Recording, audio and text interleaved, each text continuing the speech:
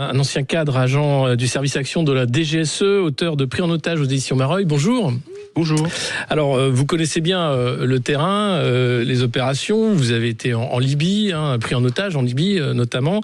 Et aujourd'hui, une question se pose après les frappes américaines sur l'Iran, les frappes israéliennes sur l'Iran. Est-ce que la guerre des 12 jours est terminée, comme le dit Donald Trump, mais est-ce qu'on va rentrer dans une guerre hybride? Est-ce qu'il y a un risque de voir des actions terroristes dorénavant en Europe et ailleurs pour continuer cette guerre, mais d'une autre manière que par missile interposé? Alors oui, ça va certainement continuer. Ça a commencé bien évidemment avant, puisque avant que Israël frappe l'Iran et que les Américains frappent l'Iran, tous les services de renseignement de ces deux pays, en particulier Israël, étaient sur le terrain pour amener des informations, des localisations de personnes à éliminer, etc., etc. Alors, vous vous souvenez la déclaration du ministre des Affaires étrangères qui a bien précisé que nous n'avons pas participé aux frappes, nous n'avons même pas été aidés à la planification. Donc ça explique aux Iraniens qu'on n'y est pour rien. Donc venez pas nous attaquer sur notre terrain en France, venez pas commettre des attentats en France, nous n'avons rien fait. Donc c'est une façon aussi de se protéger. Alors il peut y avoir des attentats en France, pas forcément sur des intérêts français ou des personnalités françaises, comme on a pu le voir avec le Drakkar à Beyrouth et tout ce qu'on a connu à Beyrouth. Moi, j'étais aussi à Drakkar. On y était à 7h du matin, donc c'est toujours gravé dans ma mémoire. Vous étiez dans l'immeuble? J'étais pas dans l'immeuble. Non. L'immeuble, c'était des gens du 6e RIP. Ouais. C'était une association du 6e RPIMA et du 1er RCP, des appelés qui avaient signé pour partir là-bas, des volontaires service long. Mais j'étais à Beyrouth à ce moment-là, donc dès qu'il y a eu l'attentat, on a tous convergé là-bas pour sortir des gens. Donc pendant une dizaine de jours, on a sorti des cadavres et quelques survivants. Donc là, c'était l'Iran. On a essayé de riposter contre l'Iran après avec une Jeep piégée devant l'ambassade d'Iran à Beyrouth. Ça a loupé. Et donc oui, donc là, on était dans une autre configuration. Aujourd'hui, la France n'a pas frappé l'Iran, donc. En théorie, l'Iran ne devrait pas attaquer la France, ne veut pas frapper la France. En revanche, l'Iran peut s'attaquer à des intérêts américains ou israéliens partout en Europe, partout dans le monde même. Ils ont déjà tapé sur une base au Qatar. Ils peuvent le faire en Europe et en France. Ça peut avoir des répercussions, il peut y avoir des dommages collatéraux, c'est le principe. Et oui, on pourrait être touché par là. Est-ce que c'est plus facile finalement d'organiser une vague d'attentats en Europe qu'aux États-Unis, puisque l'Iran a toujours fait état que le grand Satan c'était les États-Unis, mais à part le 11 septembre qui était certes un attentat d'une ampleur inédite, on a peu vu d'attentats islamistes ou de. Alors c'était du domestique terroriste, c'était des islamistes ou des personnes liées à la mouvance islamiste qui étaient intégrées aux États-Unis. Une attaque commanditée et préparée et avec une infiltration d'éléments extérieurs. À part le 11 septembre, il y a la plus spectaculaire. Les autres aujourd'hui, non. Alors. Techniquement, c'est un peu plus compliqué, mais c'est tout à fait faisable. Faut pas non plus penser qu'en Iran, il n'y aurait pas des sympathisants aux États-Unis, il n'y aurait pas des sympathisants du régime islamique actuel. Donc, alors sur le plan technique, c'est faisable. Alors, je sais pas dans quelle mesure il pourrait, mais si ça se faisait, ça aurait surtout un impact symbolique. Parce qu'il serait à nouveau attaqué à l'intérieur, les États-Unis. Je pense que c'est faisable. En Europe. C'est très faisable, parce qu'il y a des ramifications du Hezbollah aussi, du Hamas. Enfin, je pense que cette mouvance-là peut frapper en Europe sans problème. La France s'est mis un peu en retrait, justement, à condamner, mais n'a pas condamné. Elle était en même temps, qu'on connaît depuis 8 ans. Voilà, donc je pense pas qu'on ait des attaques sur les intérêts français. En revanche, il peut y avoir des dommages collatéraux.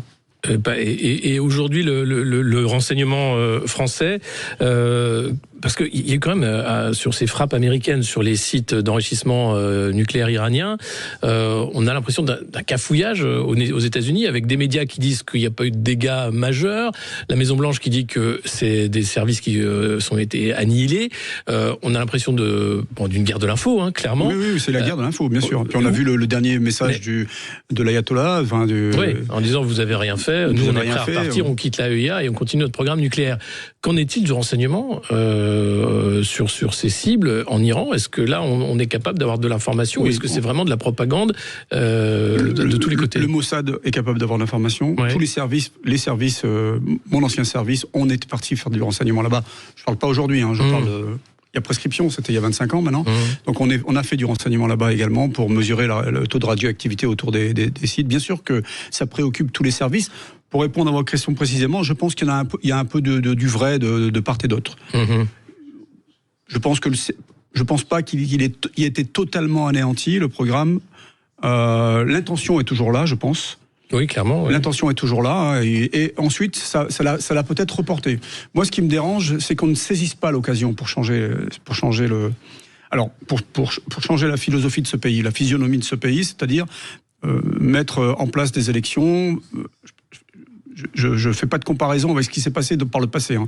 Il y a pas, je pense pas à une invasion terrestre, bien évidemment. Je pense que ça serait une erreur totale, comme ils ont pu faire en Irak, en Afghanistan. Oui.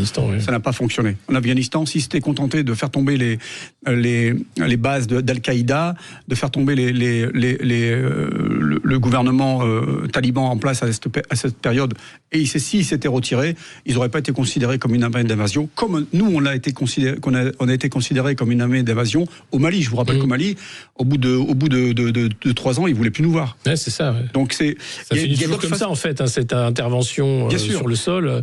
On a l'impression d'une armée d'occupation au bout d'un moment. Ouais. La population se retournera forcément contre l'armée d'occupation. Après la Seconde Guerre mondiale, les Américains qui étaient sur notre sol, on les considérait comme une armée d'occupation. Certains les considéraient comme une armée d'occupation.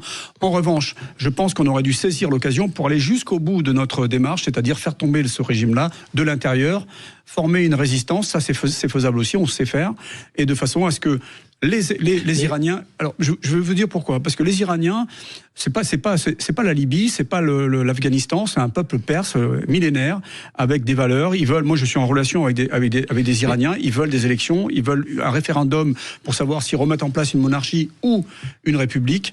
Elle sera plus islamique. Mais pourquoi je pense à ça? Parce que par répercussion, on va retrouver une stabilité autour d'Israël. Parce qu'aujourd'hui, quel est l'État principal qui finance, qui pousse les proxys autour d'Israël pour qui s'attaquent à Israël? C'est l'Iran. Si le Hezbollah disparaît, si le Hamas disparaît, si les Houthis sont anéantis, il y aura un peu plus de paix autour d'Israël. Et on va peut-être retrouver à terme 2 États. Parce qu'aujourd'hui, on est incapable d'avoir 2 États en paix, puisqu'il y a justement l'Iran qui pousse à... Mais justement, on a l'impression que c'est la suite des opérations de Netanyahou. Hein. D'abord le Hamas à Gaza, le Hezbollah au Liban, et maintenant l'Iran, en disant et les Houthis, bien sûr, avec toujours l'aide et le soutien quand même des États-Unis. Sans ça, ce serait impossible. Or, aux États-Unis, on voit bien que Donald Trump ne veut pas être le président de la guerre, donc il montre des muscles en disant voilà, nous on est capable de vous bombarder. Maintenant, vous avez compris. L'Iran réplique en prévenant attention, on va bombarder une base américaine. Oui, bien sûr. Donc c'est du théâtre. Il y a eu 0 mort. Hein, et quasiment pas de dégâts. Ouais. Donc on est sur du théâtre là, diplomatique. Mais j'ai l'impression qu'aux États-Unis, il y a quand même un débat au cœur de l'État entre ceux qui veulent pousser au changement de régime et ceux qui disent ça suffit, on verra ça plus tard. Je pense qu'aujourd'hui, aux États-Unis, ils ont connu quand même beaucoup de temps compliqués et difficile avec toutes les interventions que les États-Unis ont pu faire depuis. Ça coûte très cher, surtout. Ça coûte cher, mais il y a des vies humaines aussi. Et bien sûr. Depuis le Vietnam, les interventions. Sur ce qui est des interventions au sol, c'est un massacre. Mais c'est un massacre. Enfin, les gens sont entre les décès, les traumatisés à vie et les blessés qui gardent des séquelles à vie aussi. L'opinion publique américaine n'en veut plus, quoi. Évidemment. Et ça coûte. Les intérêts américains sont loin de ces théâtres d'opération. Exactement. Hein. Ils voient pas la nécessité d'aujourd'hui d'aller changer un régime. Cependant, je pense que en Europe aussi, l'Europe voit à court terme. Je pense que s'il y a une stabilité autour d'Israël, on aura une stabilité aussi en Europe parce que, vous êtes bien aperçu que depuis le 7 octobre en Europe, je parle bien de l'Europe, je ne m'étends pas sur le reste de l'Occident et les États-Unis, en Europe, il y a quand même deux camps qui s'affrontent idéologiquement. Il y a les pro-palestiniens, les pro-Hamas, et les pro-Israël. On est tous les uns contre les autres aujourd'hui, face à face. Pas donc ça fait un débat politique, ça repolitise le champ politique. Si demain, moi je pense honnêtement que tant qu'il y aura le Hamas, tant qu'il y aura le Hezbollah, il n'y aura pas la paix là-bas. Parce qu'ils ne veulent pas. Mais justement, où on en est du Hamas et du Hezbollah? Parce que ça continue le Hamas.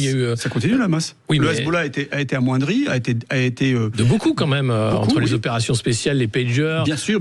Sur on voit l'État de Gaza qui a été rasé quasiment. Donc je veux bien que le Hamas continue, mais le patient bouge encore. Quel moyen? Il bouge encore. Il bouge encore et je pense que tant qu'on n'aura pas été jusqu'au bout, c'est-à-dire aussi couper le cordon entre l'Iran et ses organisations terroristes, parce que ce sont des organisations terroristes, je pense que ça continuera. Ça ne fait que reporter le problème. Là, il y a un temps de pause. Je pense qu'avec ce qu'a fait Donald Trump, effectivement, il a frappé, c'était spectaculaire. La guerre de la communication, la guerre des images également. Enfin, les images, ce qu'ils ont pu montrer, ce qui s'est passé après avec cette communication assez forte. Vous avez vu comment les gens ils comparent ça. Certains comparent ça au 6 juin 44 quand même. Bon, ça va un peu loin. Non, mais tout était vraiment dans la démesure. C'est dans la démesure. C'est à l'américaine. Tout est à la démesure. En revanche, je pense que le programme nucléaire iranien aujourd'hui a été ralenti, freiné, amoindri, mais il est pas stoppé. Il est pas stoppé. Et je pense pas que le pouvoir en place veut s'arrêter. Et c'est là que je trouve qu'on est court-termiste et on est petits bras, parce qu'on va le retrouver dans 5-6 ans. Donc on ne fait que reporter le problème. Je pense que depuis 1979, ce régime a démontré sa volonté de détruire Israël. Donc le jour où ils ont la capacité de l'arme nucléaire, c'est terminé.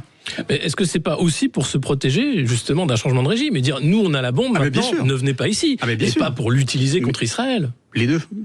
Parce que c'est quand même. C'est les deux.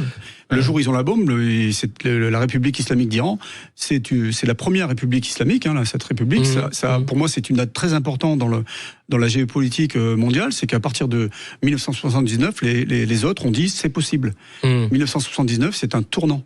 1928, la création des frères musulmans, c'est quelque chose d'important, mais 1979, c'est un tournant aussi. Mais ils sont quand même assez isolés aujourd'hui, le régime iranien. On voit pas de support quand même franc et massif, ni des Chinois, ni des Russes, qui sont pourtant soi-disant alliés. C'est pour ça que je pense qu'on a loupé le coche. On a loupé le coche en 2022, quand il y a eu cette pauvre femme qui a été arrêtée parce qu'elle avait le foulard qui était mal mis. Il y a eu la Révolution verte. Il y a eu la petite révolution derrière. Mais là, ça a été réprimé. C'est des Iraniens qui m'ont expliqué, qui m'ont dit qu'il y a eu de nombreux morts, et encore plus que ce qu'on peut lire dans les médias. Là, il y a eu beaucoup de pendaisons, de soi-disant agents étrangers. Ça, c'est récent, ça. Mais à cette période-là, on aurait pu déjà commencer. Certains services ont la capacité clandestine de changer un service, de changer un régime, de l'intérieur, sans invasion, parce que je pense que ça serait ils ne feront pas. Déjà, on voit que le Mossad avait beaucoup d'informations sur les dignitaires iraniens quand on voit les frappes qui ont été faites pour et beaucoup d'agents infiltrés, beaucoup de sources. C'est quand même bien sûr. Impressionnant.